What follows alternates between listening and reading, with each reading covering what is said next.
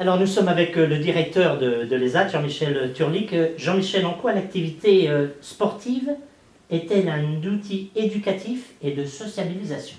Alors pour nous, c'est effectivement une activité qui est indispensable dans le cadre des accompagnements qu'on peut mener.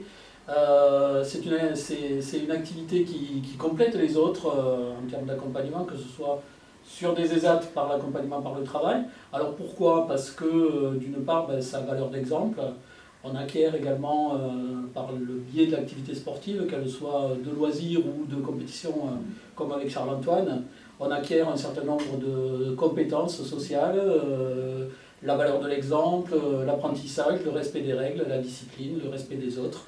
Et c'est vraiment un travail qui est très très important, en tout cas au niveau de notre association, l'AEDE, gestionnaire, et particulièrement sur les AD Muguet. On a inscrit cette dimension dans notre projet associatif, dans nos projets d'établissement, parce que pour nous c'est vraiment un outil.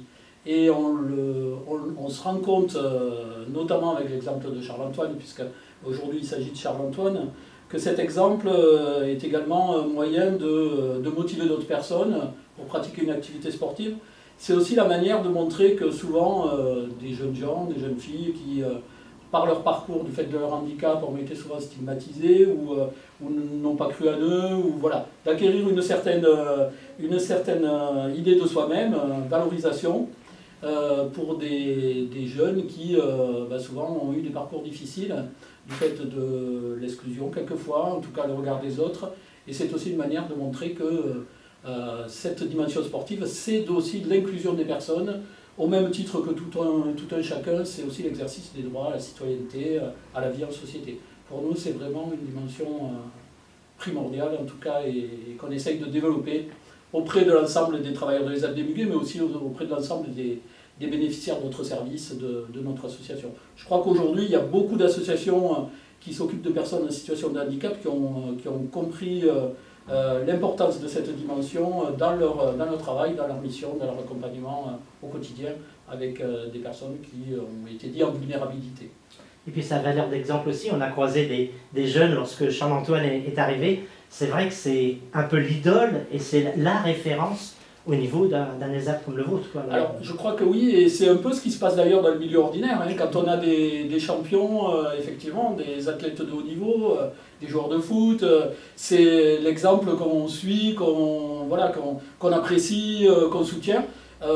À plus forte raison avec des personnes en situation de handicap, cette valeur de l'exemple, c'est aussi de dire, voyez, malgré toutes les difficultés que j'ai pu rencontrer du fait de ma situation de handicap, on est capable de faire quelque chose qui est valorisant, qui est important, qui donne à voir à l'ensemble de la société les capacités des personnes qui, jusqu'à il y a quelques années, étaient souvent mises un petit peu à l'écart des médiatisations. Voilà. Aujourd'hui, c'est faire société que de permettre à des athlètes de haut niveau tels que Charles-Antoine d'exprimer ses capacités dans le sport et aussi d'en profiter en termes de communication.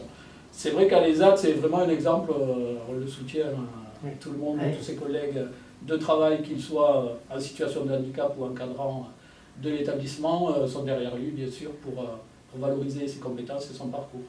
Dernière question un peu plus légère, quand est-ce que vous allez vous mettre aux 400 mètres pour essayer de battre Charles-Antoine? Je pense que là, c'est peut-être un petit peu, mais je vais peut-être plutôt choisir le 400 mètres randonnée que le 400 mètres athlétisme, parce qu'à mon âge, c'est peut-être préférable.